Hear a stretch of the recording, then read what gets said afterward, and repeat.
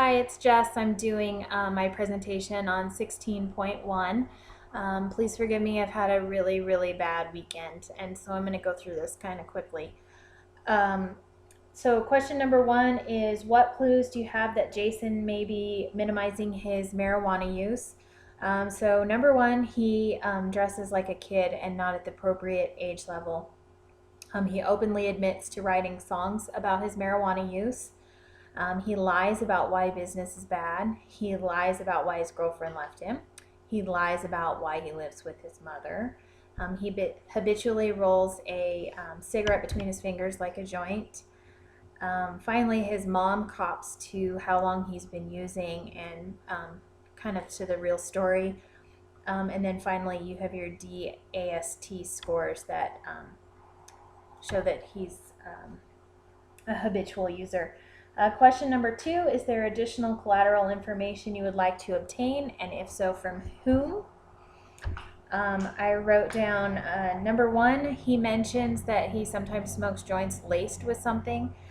So I would ask how often, numerically, and how many per day, how many days a week, that kind of stuff.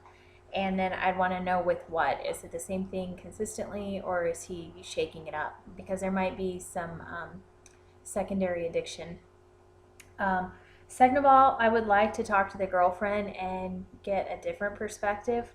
We have mom's perspective, but I think it would be interesting to get the girlfriend's side because obviously significant others get a different story, and my guess is you're going to see a much deeper level of addiction. Um, I would ask, what does he mean by he only smokes the good stuff? To explain that one to me. Um, and then cravings. Does he get them? I define it for him and, well, maybe pull the information from him without straight up asking him. And probably at some point I would straight up ask. I would ask about if the amount increased. I'd ask, when he started smoking in high school, how much was it? Try to get some baselines for how his usage levels increased over the years. I would ask if he's ever tried to quit. If so, what happened? The dangerous situations, I have a hard time figuring out how you'd be using marijuana in a dangerous situation, but I would definitely ask.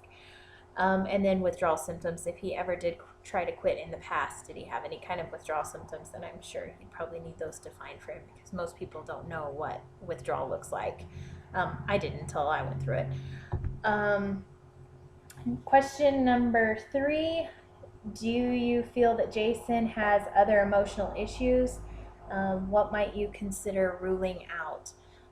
Jason mentions moving in with his mom to help with the loneliness after the passing of his father. And so I think that's a red flag that maybe there's some grief issues. Maybe he hasn't dealt with them. There's something else in his past that he's using that as an excuse to move back in with his mom. Overall, it's kind of hard to tell with him because he seems very, very defensive.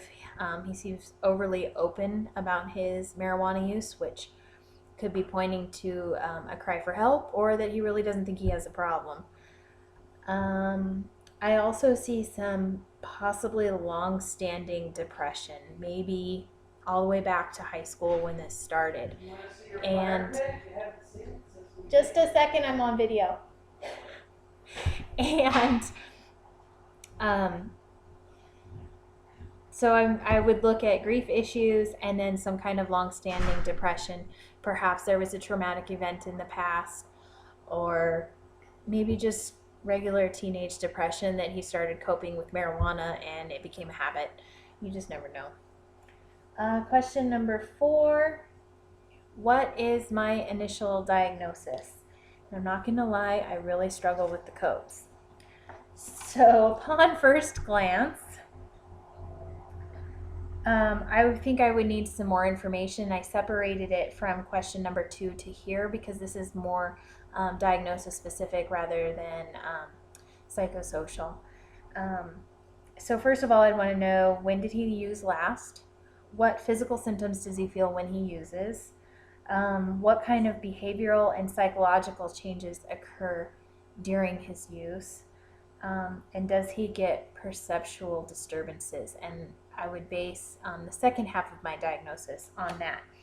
So my first diagnosis would be severe marijuana addiction, 304.3, and I base that on him meeting 6 of the diagnosis criteria, and I think he meets at least 6.